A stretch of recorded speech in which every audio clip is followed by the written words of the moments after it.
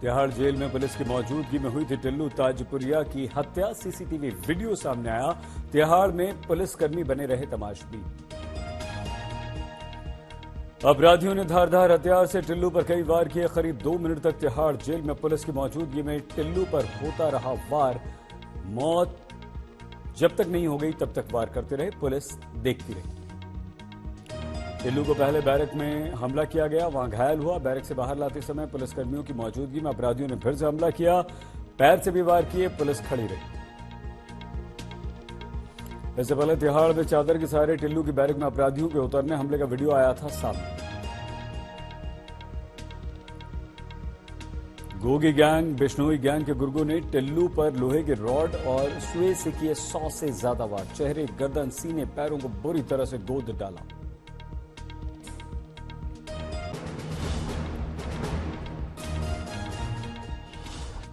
मध्य प्रदेश के मुरैना में दिल दहला देने वाली वारदात। जमीन विवाद में 6 लोगों की हत्या। एक व्यक्ति ने जमीन विवाद में 6 लोगों को गोली मार दी। कानून से बेखौफ दनादन गोलियां बरसाती।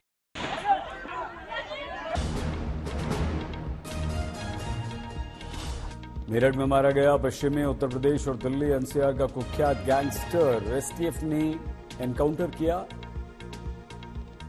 गौतम बुद्ध नगर का हिस्ट्री शीटर था अनिल दुजाना। हत्या, लूट, डकैती, रंगदारी के 60 से अधिक मामले थे उस पर। 2021 से पुलिस कर रही थी तलाश।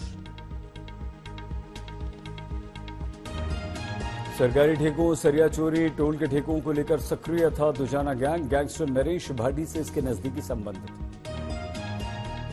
शादी के बाद अपनी पत्नी को लड़वाना चाहता था। जिला पंचायत अध्यक्ष का चुनाव। जयचंद हत्याकांड में केस दर्ज होने के बाद वापस लेना पड़ा था नामांकन।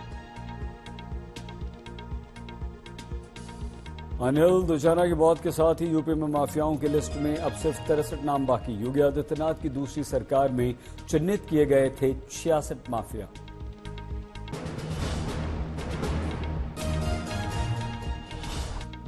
कर्नाटक में कांग्रेस के घोषणा पत्र में बजरंग दल पर प्रतिबंध के वादे पर थम नहीं रही राजनीति। अब केंद्रीय मंत्री गिरिराज सिंह का पलटवार। कहा, बजरंग दल पर प्रतिबंध की बात करोगे तो सारी मस्जिदों को आपको बंद करना पड़ेगा। मस्जिद बजरंग दल पर अगर करना होगा तो सारे मस्जिदों को बंद करना होगा। ये भी सनातनी आंदोलन चलेगा। गिरिराज सिंह ने नीतीश को दी चेतावनी। दम है तो गांधी मैदान में बाबा बागेश्वर का कार्यक्रम रोक कर दिखाओ। अब जाग गए हैं सनातनी। गिरिराज का आरोप, नीतीश की सरकार पीएफआई को समर्थन देने वाली सरकार है। वोट के लालच में टोपी पहनकर इफ्तार खाकर नीतीश भारत की संस्कृति को तबाह कर रहे हैं। ये टोपी पहन करके इफ्तार खा करके वोट लेने के लालच में भारत की संस्कृति को तबाह और बर्बाद करने की साजिश नीतीश सरकार कर।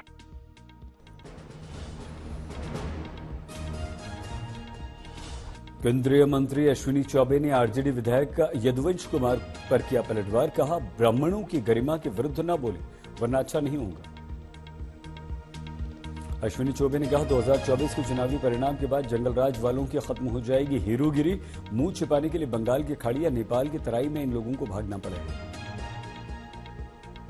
लेकिन ये राजद के लोगों का होश तब ठीक हो जाएगा जब जीरो पर अभी है पार्लियामेंट में।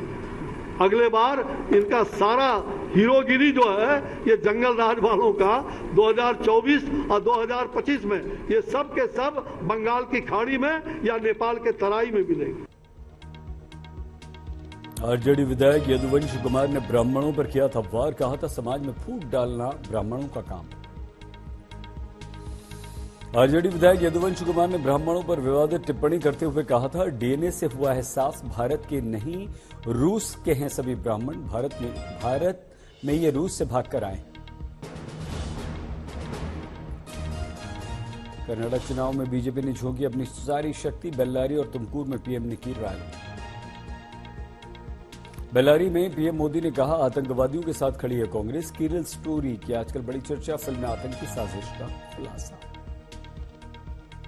स्टोरी की इन दिनों काफी चर्चा है। कहते हैं केरला स्टोरी सिर्फ एक राज्य में हुई आतंकवादियों की छद्म नीतियों की साजिशों पर आधारित है। प्रधानमंत्री नरेंद्र मोदी ने कांग्रेस पर वोट बैंक की राजनीति करने का लगाया आरोप। पीएम मोदी बोले, मैं अभाव दूर करने की राजनीति करता हूं। कांग्रेस क्या चाहती है उसकी मंशा सब समझ चुके हैं। पीएम मोदी बोले, कांग्रेस ने न तो आदिवासी समाज के लिए कुछ किया। जब बीजेपी ने आदिवासी महिला को राष्ट्रपति बनाया तो कांग्रेस ने उनका भी विरोध किया। कर्नाटक में चुनाव प्रचार के लिए मैदान में स्टार प्रचारक जेपी नड्डा, स्मृति ईरानी और बोम्मई मांगेंगे वोट। कर्नाटक चुनाव में बीएसपी मुखिया मायावती की पहली रैली। बेंगलुरु के पैलेस मैदान में चुनावी जनसभा। अकेली चुनाव लड़ रही है बीएसपी। बजरंग दल को बैन करने के वादे पर मचे कोहराम के बीच डीके शिव कुमार का बड़ा बयान। बोली, कांग्रेस सत्ता में आई तो पूरे राज्य में हम बनाएंगे हनुमान मंदिर। ರಾಮನ ಬಂಟ ಆಂಜನೇಯನ ದೇವಸ್ಥಾನ ಎಲ್ಲ ಕಡೆ ಇದೆ. ನಾವು ಕೂಡ ಆಂಜನೇಯನ ದೇವಸ್ಥಾನಕ್ಕೆ ಆಂಜನೇಯನ ದಳದ ಭಕ್ತರು ನಾವು ಎಲ್ಲ.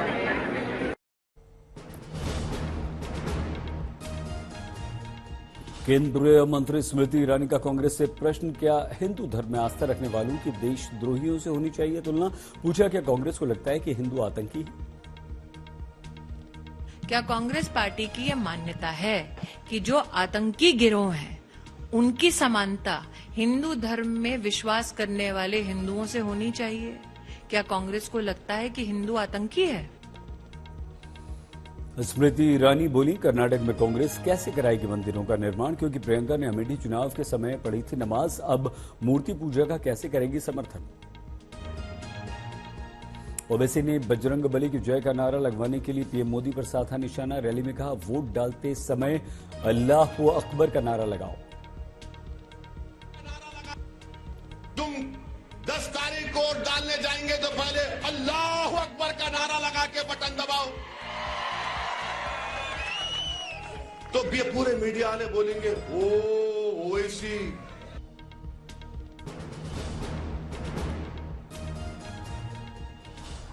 मज़ारों पर हो रहे एक्शन को लेकर हरीश रावत ने मुख्यमंत्री पुष्कर सिंह धामी पर निशाना साधा। बोले, नौकरी, महंगाई, भ्रष्टाचार के विरुद्ध कब होगा जिहाद। छत्तीसगढ़ के बिलासपुर में हिंदू राष्ट्र पर प्रवीण तोगड़िया का बयान। कहा, समय आने पर दिखा देंगे, हिंदुओं के लिए संघर्ष हमारा जारी रहेगा। देर रात ईस्ट मिदनापुर में शुभेंदु अधिकारी के काफिले की गाड़ी ने युवक को कुचला। हादसे के बाद स्थानीय लोगों ने आग लगा दी। राजौरी में सुरक्षा बलों की आतंकवादियों से मुठभेड़, 2 जवान शहीद। आतंकवादियों से मुठभेड़ में 4 जवान घायल भी हुए। इंटरनेट सेवा राजौरी में बंद कर दी गई।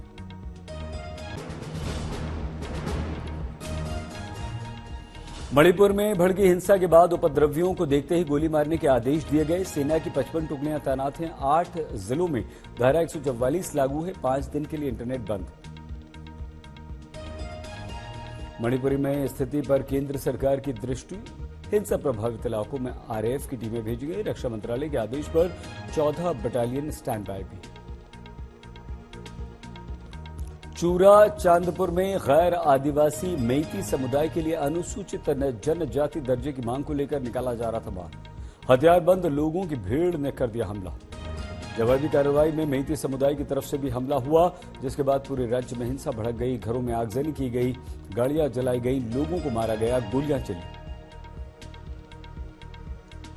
पुलिस का दावा, फिलहाल नियंत्रण में है स्थिति। गृह मंत्री अमित शाह ने मणिपुर के मुख्यमंत्री को हर संभव मदद का भरोसा दिया।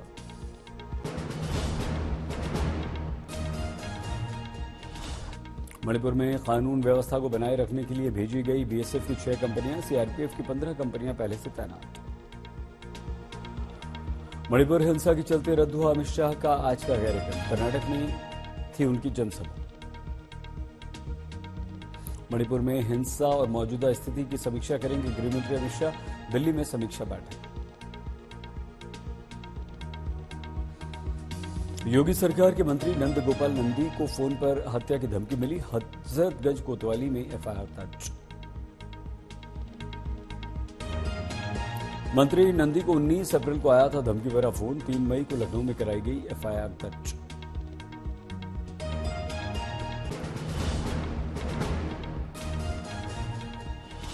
एनसीपी अध्यक्ष पद से शरद पवार का इस्तीफा नामंजूर। एनसीपी कमेटी ने शरद पवार का इस्तीफा नामंजूर किया। प्रफुल्ल पटेल ने दी जानकारी। एनसीपी कमेटी ने कहा सक्रिय राजनीति में रहते हुए शरद पवार ही बने रहेंगे। एनसीपी के अध्यक्ष नया अध्यक्ष चुनने में कमेटी ने जारी की असमर्थता। पवार को दी गई कमेटी के निर्णय की जानकारी। आदरणीय शरद पवार साहब का राजीनामा हम एक मत से सर्वानुमत नामंजूर करते हैं। मुंबई में एनसीपी ऑफिस के बाहर भारी तादाद में जुटे थे एनसीपी कार्यकर्ता। कमेटी के निर्णय के बाद मनाया गया जश्न। शरद पवार के समर्थन में नारेबाजी।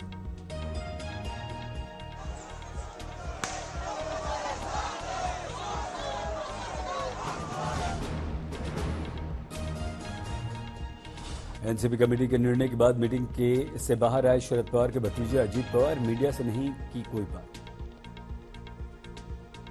महाराष्ट्र के पूर्व गृह मंत्री एनसीपी नेता अनिल देशमुख ने कहा शरद पवार बने रहेंगे अध्यक्ष। एनसीपी नेता जितेंद्र आव्हाड भी एनसीपी कमेटी के निर्णय से खुश नजर आए। शरद पवार इस्तीफे के निर्णय से भावुक एक कार्यकर्ता ने आज एनसीपी दफ्तर के बाहर केरोसिन डालकर आत्महत्या का प्रयास किया। लोगों ने बचाया। एनसीपी के कद्दावर नेता जितेंद्र आव्हाड ने दिखाया पवार प्रेम। मुंबई पुणे बेलारूर रोड को शरद पवार के समर्थन वाले पोस्टर से पाटा। लिखा साहब के सिवा कोई विकल्प नहीं। गोवा एससीओ समिट के दूसरे दिन पाकिस्तान की मौजूदगी में विदेश मंत्री जयशंकर का बड़ा बयान। कहा सीमा पार से आतंकवाद बर्दाश्त नहीं।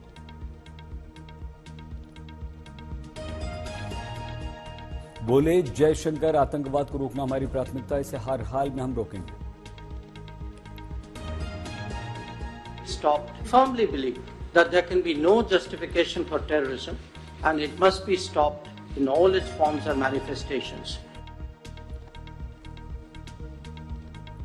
जयशंकर बोले आतंकवाद को अभी हराया नहीं जा सकता। हम सब मिलकर इसे हराएंगे।